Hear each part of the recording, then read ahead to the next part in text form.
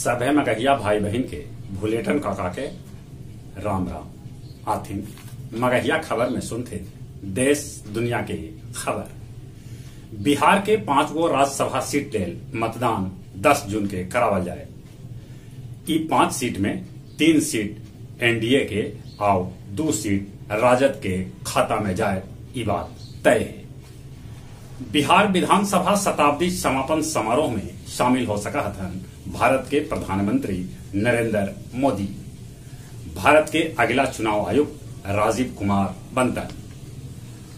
Court के फैसला ज्ञान वापी के तहखाना खोलल जाए, लोग गिलन सुप्रीम कोर्ट। देश के खुदरा महंगाई दल 8 बच्छर बाद सबला ऊपरे पहुंच गया। बिहार में जातीय जनगणना के पक्ष में न है भाजपा। उदयपुर में कांग्रेस के चिंतन शिविर आज से। राहुल गांधी रेलगाड़ी से उदयपुर पहुंचला।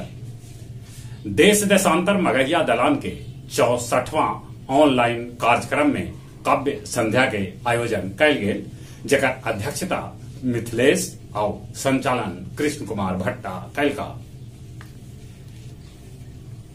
पूर्णिमा सिंघल के कल गेल आईएएस पद से निलंबित।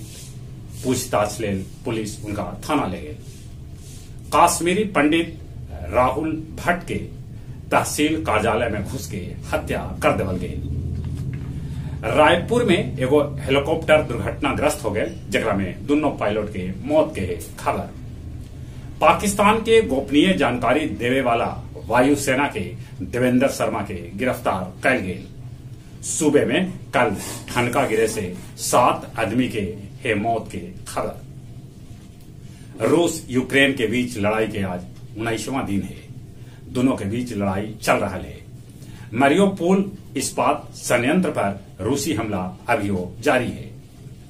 अमेरिका के फ्लोरिडा में आसमान में पायलट एक बेहोश हो गए। एगो यात्री विमान के लैंडिंग करवेला। दिसंबर तक बनके तैयार हो जाए इंडो नेपाल सड़क। पाकिस्तान के कराची में एगो बम विस्फोट होल है, जेकरा में 3 आदमी के है मौत के खबर। श्रीलंका के नया प्रधानमंत्री रानिल विक्रम सिंघे के खिलाफ भी विरोध प्रदर्शन जारी है। गया जिला में 251 गो पद शारीरिक स्वास्थ्य अनुदेशक के खाली रह गए। टनकुपा के गया रजौली स्टेट हाईवे 70 पर सड़क दुर्घटना में 2 आदमी के मौका पर मौत हो गई। डेल्हा के मंदराज बिघा से 46 पुड़िया अस्मैक के साथ 3 गो तस्कर के पुलिस गिरफ्तार कई। और कुछ खेल के समाचार। आईपीएल के एगो मैच में Mumbai Indians Chennai super Kings के हरा दिलक। अब चेन्नई सुपर किंग्स लेल आगे के रास्ता आईपीएल में बंद हो गया। दीक्षा डागर के गोल्फ में भेटायल स्वर्ण पदक। इंटर मिलान 11 बच्छर बाद इटालियन कप पर जमौलक कब्जा। श्रीलंका में उथल पुथल के बीच श्रीलंका के साथ क्रिकेट खेले लेल ऑस्ट्रेलियाई टीम श्रीलंका जैतक।